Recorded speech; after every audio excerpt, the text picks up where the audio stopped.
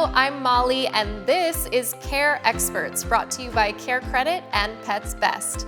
Together, the CareCredit Credit Card and Pets Best Pet Health Insurance provide all the financial tools that can help you be the best pet parent you can be.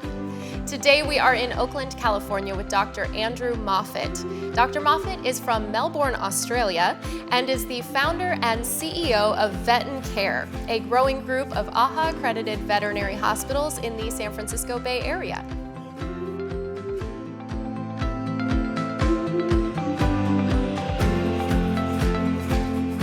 Today we are here with Dr. Moffatt to talk about spaying and neutering our dogs. Thank you so much for being here. My pleasure. So tell me, what is the difference between spaying and neutering?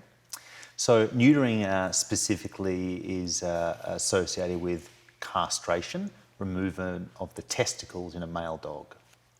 Spaying, on the other hand, is removal of the uterus or the ovary in a female dog. So why is it important to spay or neuter our dogs? Well, the main founding reason why we have effective spay and neuter strategies within America is to prevent unwanted pregnancies and an excess pet population. Now, right now in the pandemic, there's lots of people looking for pets, and many of these shelters are free of unwanted pets, which is tremendous.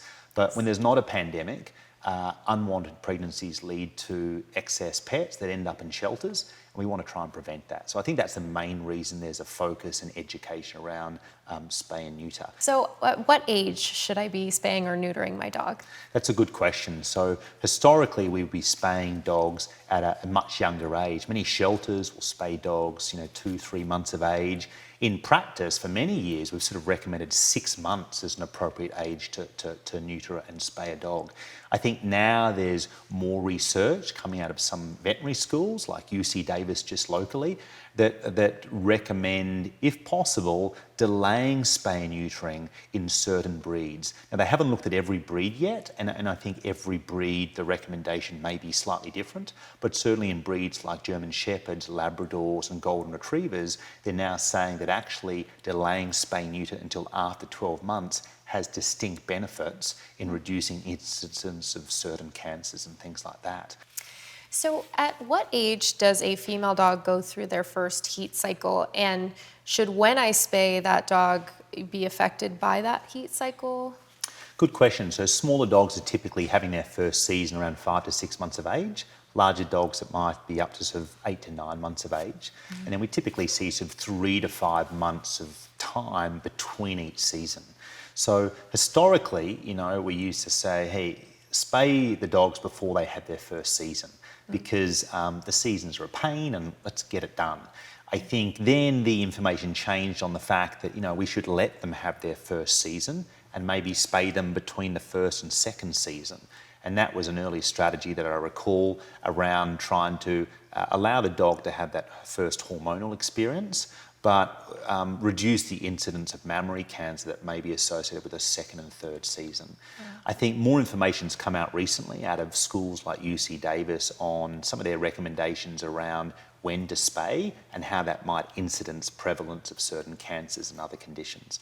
And I think the general sentiment is for certain large breeds of dog, the research has been done so far to my knowledge specifically in Labradors, Goldens and German Shepherds, there is benefit in spaying them after 12 months of age rather, and that would apply to neutering as well.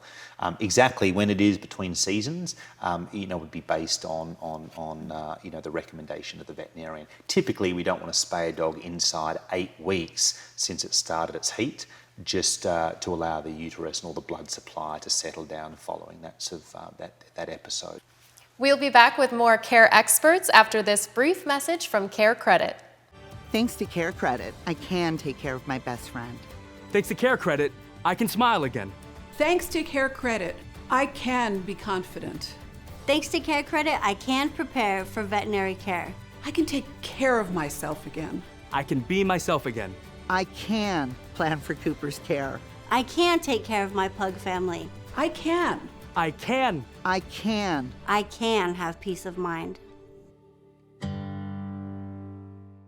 Welcome back to Care Experts. Let's continue our discussion with Dr. Moffatt.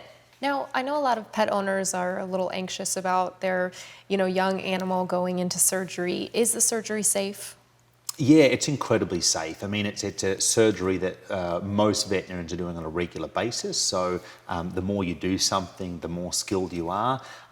As far as a procedure, the neuter procedure is pretty straightforward and the risk are fairly moderate. Now, with both procedures, there's a small anaesthetic risk. I think anaesthesia these days in veterinary practice is done at a really high level. And a lot of the strategies and monitoring that veterinary hospitals offer for their pet patients is at a really high level, not dissimilar to that in a human hospital. So I think the risk of anaesthesia in a young, healthy animal is negligible. And most hospitals these days are doing some pre-anaesthetic work to further reduce that risk, blood work, assessment of the heart with an ECG, and at least an auscultation. So I think anaesthesia risk is pretty low. There is a small risk of post-op infection. That's almost always associated with the pet not wearing its e-collar and licking the wound. Most hospitals take sterility pretty seriously, and so the likelihood of contamination from surgery is low. The spay procedure is certainly higher risk. It's actually a really hard procedure. It always perplexes me that that's like a day one procedure that new graduates are expected to do, because in that first year it's probably the hardest procedure you can do. But in good hospitals, there's a lot of supervision, a lot of training and mentoring that approach, and it's done competently and safely in most hospitals. And it's a procedure that's very well understood, and there's typically in most clinics a lot of competency to handle that at a high level. So I think the risk is pretty low. So what should I expect after surgery with my dog, and how can I help them best recover? Yeah, I think, it's a significant surgery, and we want to, just like if we had surgery, give that pet a period of rest and support. So I think most veterinary hospitals should be thinking about a pain management strategy for that pet so it's comfortable. We should be wearing our e-collar to stop licking and post-op infection. And then really, for the first few days, giving that pet complete rest and restricting its activity to take pressure off the wound and make sure that pet is not overexerting itself. How long should I expect my dog to be recovering from the surgery? Yeah, a lot of dogs wake up the next day and they're bounding around like nothing happened. They're incredibly stoic, and it always shocks me how quickly our animal patients recover. But I do think we have to know they're stoic. We have to know that they want to get on with life and appease us and go for their walks. But their bodies still heal similarly to ourselves. So we have to understand they're still going to need a period of healing and give them the time to do that properly. So I think particularly before that first recheck at 3 to 5 days, really giving them periods of rest and restricting their exercise is key, just to allow the wound to heal. By days of 3 to 5, that wound is really healing and binding together. Swimming or bathing, is there anything to avoid during that time right after surgery? I'd certainly be avoiding those things you just mentioned. We don't want the wound to get wet. We don't really want it to be touched. I encourage not only clients but veterinary professionals, if they're examining a wound in those early stages, we need to be wearing gloves. We shouldn't be touching the wound. What should the incision area look like? Good question. So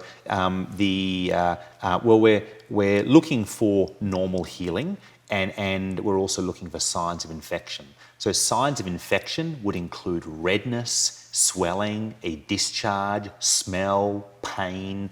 We're looking for anything like that. Now, the 3 to 5 day recheck, will help you assess the wound to determine if there's anything going on. So will my pet behave differently after I get them spayed or neutered?